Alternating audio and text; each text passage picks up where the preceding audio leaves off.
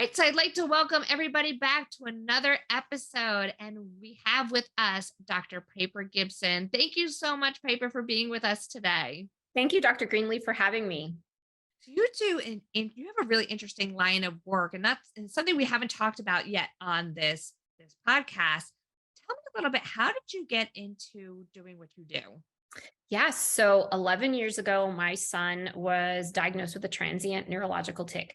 So we had gone on a vacation, we came home, and all of a sudden he was jerking his neck and clapping his hands and blinking his eyes. And we were really terrified as parents. We're like, what is happening? We were taking pictures and videos and going to the pediatrician. And so he was diagnosed with a transient neurological tic. And we really went down the path of conventional medicine. We tried all the medications, we tried all the doctor visits. Our neurologist was a bit of a nightmare and was like, he just needs a good spanking. And so when the conventional approach pretty much failed us, I went back to school to relearn everything I thought I knew about health and wellness. And when we started to see really good results with my son, people started saying, hey, will you work with us? And so I just kind of fell into it really.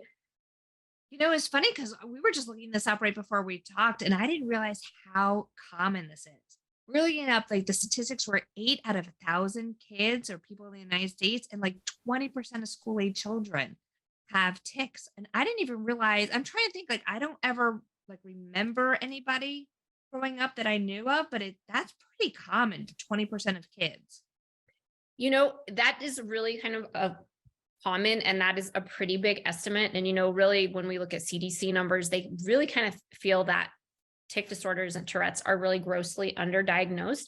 And I mean, for us, I really look at it like my son started blinking his eyes when he was 4, and we would go to the doctor and they're like, it's just allergies. Well, lo and behold, years later, we figure out like what is really happening. So I think that a big part of that is that conventional medicine looks at tic disorders as purely neurological, that it's just something that happens in the brain. And a lot of times your pediatrician isn't like, hey, go to the neurologist. They're like, here, have some allergy medication. And so I really feel like that's one of those big reasons that it's really underdiagnosed, and that we aren't talking about it more is because it's just not out there in the open. We're not seeing all these people with it. What is it you found over the years to be helpful, especially for your son? Yeah, absolutely. So, I am really the believer that tic disorders are not purely neurological. There are underlying factors. And so when we start to look at it, we definitely see a gut brain connection. There is a lot of gut issue going on with a lot of these kids, but also other factors like mold toxicity, food sensitivity, overuse of antibiotics is another huge one. And so there are a lot of really in-depth underlying factors that are kind of the driver for most of these children's tics. And that's the thing that I'm finding this so amazing is that how much the gut is connecting with so many of our illnesses.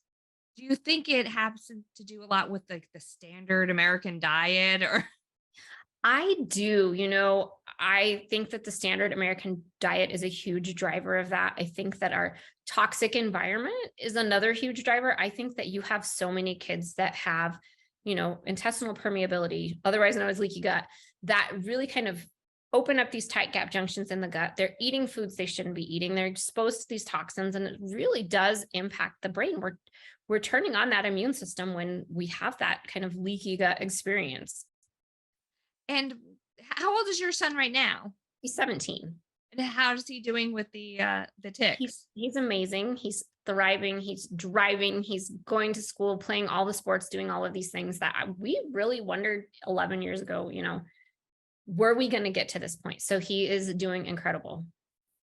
Is he still like categorized as having ticks, or is it because referred to it as transient before? So I wasn't quite sure if there was. They still kind of refer to it as transient. They've really kind of changed the definition to provisional, which is kind of like, hey, maybe they'll grow out of it. He is tick-free, except when he eats things he shouldn't eat, or maybe has like an underlying infection. He had a really bad ingrown toenail, and I was like, what is going on with you? Ingrown toenail removed, symptoms gone. So really I tell parents, it's like your car's check engine light. Your check engine light's on. You're going to take your car to the mechanic. When these kids are having a symptom, you're like, ooh, what's happening? I like that because it's kind of like, well, the body is like telling you in other ways that there's some kind of inflammatory process going on, and like, Exactly. hey, Yeah. so it just, for I guess other people that have ticks or family members, where would they start? Like what like you said, like sometimes you don't get the help with traditional Right. medicine. Right. And, a lot of parents are told diet doesn't matter. My number one free piece of advice is ditch the sugar, get rid of it. The packaged processed sugar, really focus on a whole foods diet is going to be key. I really see sugar as such an inflammatory driver for so many of these, kids and adults that are struggling with these symptoms. So, and then you have a book that's coming out, or right, that is coming out. I do have a So, book. It just came out. okay, what is it called? So it is called TikTok, and it's Common Misconceptions, Real Conversations, and Natural Approaches to Tick Disorders. And we're really digging into, I share our complete story in the book, but really digging into what are those common misconceptions that people hear about tick disorders? And then what are we really looking at when we're looking at those natural solutions? And I want to find out actually some more about this when we come back from the commercial break. Yeah, absolutely. 80% of women will develop a pelvic health condition at some point in their lives. There is relief. There is hope. The Pelvic Floor Store, your resource for personal health. And we're back with Dr. Piper Gibson talking about ticks, or like I love the fact that your book is called Tick Talk. Like, first of all, I love that alliteration with it. But it also made me start thinking about TikTok. And I'm not sure, have you seen there are a lot of people on TikTok that are trying to bring awareness and light to their tick and or Tourette's disorders. And I have seen that, and I am really very well aware of that. And I do have a lot of people say, "Oh my gosh, you should reach out to these people." And there is a really kind of a fine line of people who, like myself, believe that ticks are not purely neurological, that we want to look for those underlying factors. And then there's those people that hardcore believe that nope, it's in the brain. There's nothing you can do about it. You have to live with it. So, for a lot of my clients and the people that I'm sharing my information with, I break down those studies. Like, what are these studies telling us and what are they kind of missing? And so we're really looking at the science-based data that's going into, why I believe what I believe. I was going to say, it's got to be hard for the people that are actually going through that, because I could see that if you didn't understand what's happening, there might be this tendency to be like, well, just stop doing that, or like control yourself, especially if, someone's having a tick where they're yelling out obscenities. And so, have you seen, kids or families who've gone through that? Yeah, I have a really successful client. They live in New York, and the child is diagnosed with coprolalia, so the saying of obscenities. And when they came to me, they were like, "We don't know what else to do. We cannot go out in public. We can't get in a cab and go to a hockey game or an event because the child will just blurt things out that are absolutely inappropriate." And so we worked through this whole entire process, and now they can go to movies and they can go out to dinner, and they're not experiencing these symptoms anymore. So, that was that child's check engine light was truly turned on. It's interesting. Is there a reason why they will say, or have a tendency with certain types of ticks to say obscenities versus other words? There's not really definitive data on why that happens. And really, that coprolalia part is really what we most associate Tourette's with. Like, we see it in movies and things like that, but it's actually on the rare end of the spectrum of tics and Tourette's. It's not very common. What are the more common types of ticks then? Eye blinking tics. So you have two forms of tics. You have motor and you have vocal. So, maybe clapping your hands, blinking, jerking your neck. Those are going to be those motor tics.